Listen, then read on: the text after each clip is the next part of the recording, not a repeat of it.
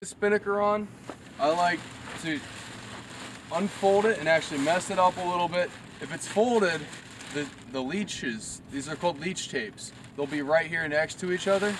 Personally, I like to just pull them apart a little bit so that I'm a little bit more certain to not get the spinnaker into what's called an hourglass, essentially into a knot.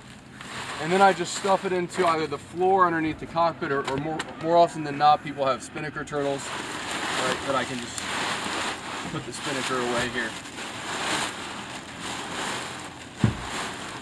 Now, I have my halyard here, which I know that my halyard will be the top of the sail where the leech tapes come together. So in order to make sure that I find the top of the sail and that I get my halyard and my spinnaker sheets tied up right, I'm going to run a leech. So I'll start here at the clew. This is where I'm going to tie my spinnaker sheet.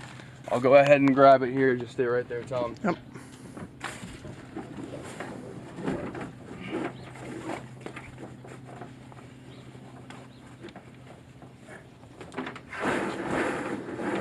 Okay, so spinnaker sheet comes here around the shroud. Spinnaker always goes outside everything, so it's going to go underneath my jib sheet here and around my shroud. So I'm underneath the jib sheet. I'm going to tie a bowline here. The way I tie a bowline is going to be used to make a loop around something, in this case the spinnaker clew. I'm going to take the long side of the line, which I'll refer to as the tree. The short side will be the rabbit, in the Max Doolittle way of teaching the bowline. So I'm going to take my tree, hold it in both hands, and I'm going to take my left hand over my right hand to make a miniature loop. Then my rabbit, which is going through the item that I want to make the loop around, is going to go up through the rabbit hole, around the tree, and back down through the rabbit hole. There's a perfectly tied bowline. The spinnaker halyard, I'm going to get to by running the leech. That way I know that my spinnaker is not in a hourglass.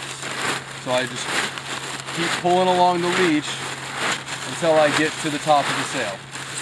And again, I'll know that it's the head of the sail because it has both red and green leech tapes on it. And here I want to tie a bigger bowline, meaning a bigger loop.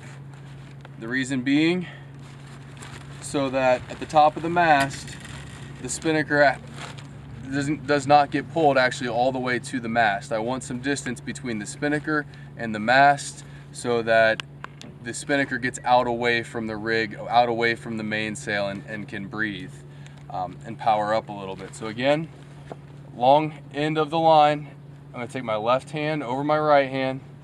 The rabbit's the short end. Go up through the rabbit hole, around the tree, and back down through the rabbit hole. Practice makes perfect.